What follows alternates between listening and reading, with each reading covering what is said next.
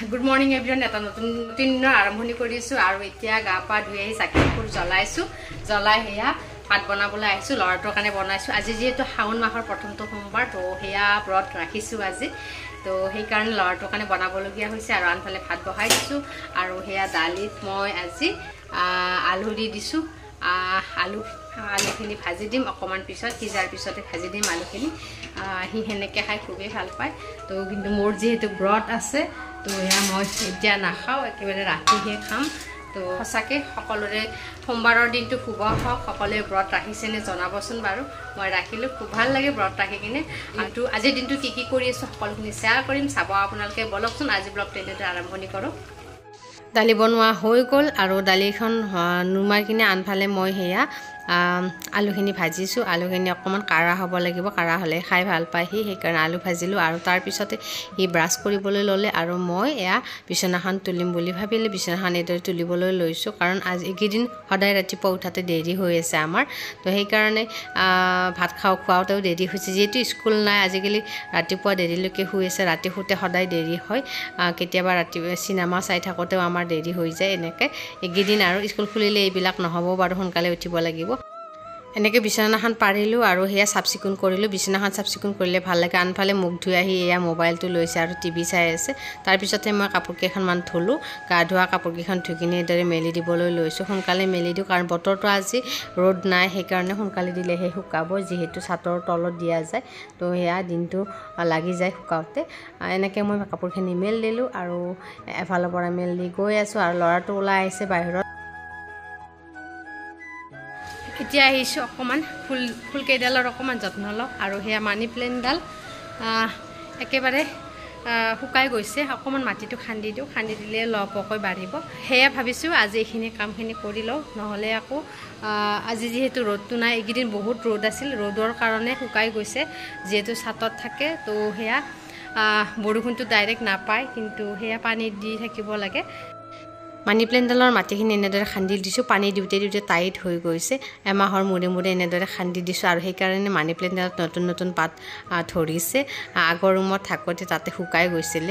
যেহেতু বহুত দূৰত আছিল ৰুমৰ পৰা মোৰো যোৱা নহয় কামত ব্যস্ত হৈ থাকো তো এতিয়া যেহেতু ঘৰৰ ফ্ৰন্টতে হয় তো সেই কাৰণে দুৱাৰখন খুলি আহি ফুলনিখন দেখা পাও বা সাফ চিকুণ কৰি থাকিব পাৰো এনেদৰে যত্ন ল'ব পাৰো আসলতে তো এনেকে অকমান সময় মই খান্দি দিছো তলৰ মাটিখিনি উলাই দিছো যেহেতু সবজিৰ বাকলি দিয়া গৈছিল তো হেয়া তলৰ মাটিখিনি ওপৰ কৰি দিছো আৰু শুকাই গৈছে আৰু সেই কাৰণে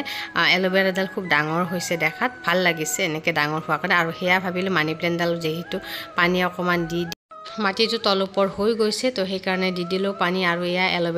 এলোভেৰাডাল আসলতে মই কিয় দিছো জানেনে চুলিত লগাবৰ কাৰণে আৰু হেয়া স্কিনৰ কাৰণেও ভাল যেহেতু মই স্কিন কেয়াৰ কৰি থাকো ঘৰৰ এলোভেৰা হলে খুব ভাল হয় এনেকে গোটেইখিনিতে মই এদৰে পানী দি দিলো আৰু হেয়া এনেকে মাজে পানী দি থাকিলে সদায় দিব নালাগে সদায় নিদিলেও হয় তাৰ পিছতে ঘৰতে হেয়া কল খাও বুলতে বেয়া হৈ গৈছিল ভাবিছো স্কিন কেয়াৰ এটা আপোনালোকৰ লগত শেয়াৰ কৰো কলটো অকমান মজি গৈছে মজি যোৱা কল খাবলৈ ভাল নালাগে ন লৰাটোতো নাখায় ময়ো নাখাও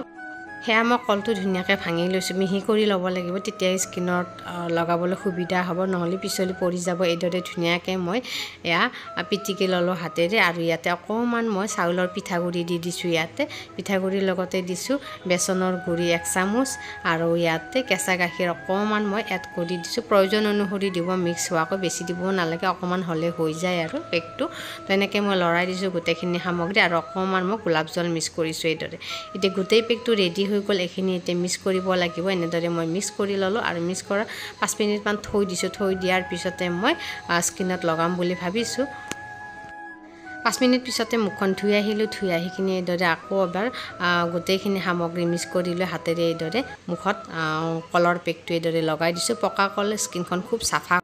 স্কিনত যদি ওপেন পৰ্স আছে হেবিলাক নাইকিয়া কৰিব তো এনেকে পকা কলৰ পেকটো লগাই থাকিলে মুখৰ উজ্জ্বলতা বৃদ্ধি হয় আৰু যদি অইলি স্কিন হয় এটো পেক লব আৰু যদি ড্ৰাই স্কিন হয় ইয়াতে অকমান মৌ মিক্স কৰি দিব তেতিয়া হলে খুব চিকচিকিয়া হ'ব মুখখন হসাকে এবাৰ লগোৱাৰ পিছত আপোনালোকে গম পাব মই এনেদৰে লগাই ললো আৰু এটো একো অপকাৰ নকৰে যেহেতু ঘৰৰ সামগ্ৰীৰ জৰিয়তে বনোৱা হৈছে সকলো স্কিনৰ মানুহে লগাব পাৰিব একেবাৰে 18 বছৰৰ পৰা 30-40 বছৰীয়া মহিলাসকলে লগাব পাৰিব এনেদৰে মই আধা ঘণ্টা ঘণ্টাৰ সময় ৰাখি দিম ৰাখি দিয়াৰ পিছত মই মুখখন ধুইছোঁ কিমান উজ্জ্বল হৈছে দেখিছে সঁচাকৈ এইখিনি সামগ্ৰী সকলোৰে ঘৰত পোৱা যায় তো এনেকৈ স্কিন কেয়াৰ এটা কৰি চাবচোন মুখখন এনেকৈ সৰু সৰু বিউটি টিপছে আমি চাফা কৰি ৰাখিব পাৰোঁ তো এনেকৈ মই ঘৰতে মুখখন কেয়াৰ লওঁ যিহেতু বিউটি পাৰ্লাৰত যোৱাৰ কাৰণে সময়ে নিমিলে তো সেয়া এইটো এবাৰ কৰি চাব